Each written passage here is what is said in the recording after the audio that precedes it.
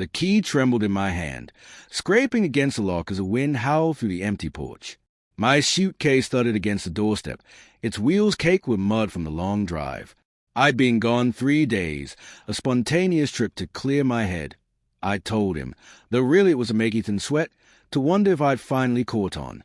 The house was dark, the kind of still that hums with secrets. My stomach churned as I pushed the door open, the creak slicing through the silence like a warning. Inside, the air smelled wrong, too sweet, like jasmine perfume clinging to the walls. My boots clicked on the hardwood, each step echoing louder than the last.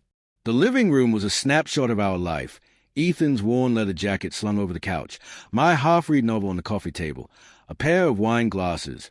2, not 1, glinting under the dim glow of a lamp I didn't remember leaving on. My pulse stuttered. I told myself it was nothing. A friend. Maybe. A neighbor borrowing sugar. But the lie felt thin, like tissue paper tearing under the weight of truth. I called his name, my voice sharp, too loud for the quiet. No answer. The kitchen was empty, the sink piled with dishes. His habit, not mine. A lipstick-stained mug sat on the counter, crimson smudging the rim like a bruise. My fingers brushed it, cold ceramic biting my skin. The shade wasn't mine. I don't wear red. My chest tightened, a slow crush of dread and denial. He wouldn't. I whispered, but the words tasted like ash. Upstairs, the bedroom door was ajar. I froze, my hand hovering over the knob. A faint rustle came from within, like fabric shifting, then a soft laugh. Not his. My heart slammed against my ribs, each beat screaming run and stay in the same breath.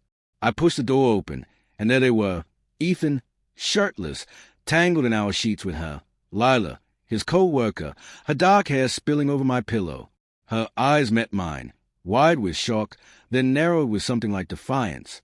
Ethan scrambled upright, his mouth forming my name, but it sounded hollow, like a stranger's voice. "Clara, wait!" He started, but I was already backing away, the floor tilting under me. The room spun with details, her earrings glinting on the nightstand, his wedding band still on his finger, the faint scent of a perfume choking the air.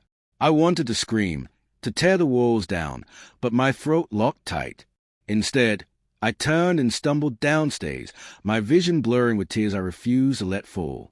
In the kitchen, I gripped the counter, the edge biting into my palms. Memories flickered. Ethan's late nights at the office, his phone angled just out of view, the way he'd stopped kissing me goodnight. I'd seen the signs, hadn't I? The unanswered texts, the vague excuses, the way his laugh felt rehearsed. I'd told myself it was stress, that love ebbs and flows. But this was a knife, twisting deeper with every breath. "Clara, please." Ethan's voice came from behind me, strained, desperate. I turned, and there he was, half-dressed, his face pale but his eyes flickering with something I couldn't read. Guilt, maybe, or just fear of being caught. "It's not what you think." "Then what is it?" My voice cracked, raw and jagged. "Explain why she's in our bed, Ethan. Tell me how I'm wrong." He opened his mouth, but no words came. Lila appeared in the doorway, wrapped in my robe, her lips parted like she had any right to speak. "Don't." I snapped, and she flinched, retreating a step. The silence stretched, thick with everything unsaid. "I didn't mean for this to happen," Ethan finally said, his voice low, almost a plea. "It was a mistake. I love you. Clara, you have to believe me." "Love." The word tasted bitter, like poison. You don't destroy someone you love. My hand shook as I grabbed my purse, my eyes catching on a manila envelope on the counter. My name was scrawled across it in Ethan's handwriting. I tore it open, and the words hit like a slap, "Petition for divorce." My knees buckled. He hadn't just betrayed me. He'd planned to leave me. "You were going to walk away," I whispered, the papers crumpling in my fist. "You let me come home to this." Ethan's face crumpled, but I saw it then, the flicker of relief in his eyes, like a man unburdened. "I didn't know how to tell you," he said. "I thought maybe it's better this way." Better. The word echoed, hollow and cruel.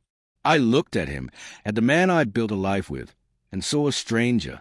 Lila hovered behind him, silent, her presence a wound that wouldn't stop bleeding. I could have screamed, could have fought, but instead, I grabbed my suitcase and walked out, the door slamming shut behind me. The night swallowed me whole, and as I drove away, the house fading in the rear view, I realized the real betrayal wasn't Lila. It was Ethan, signing away our marriage before I ever had a chance to fight for it.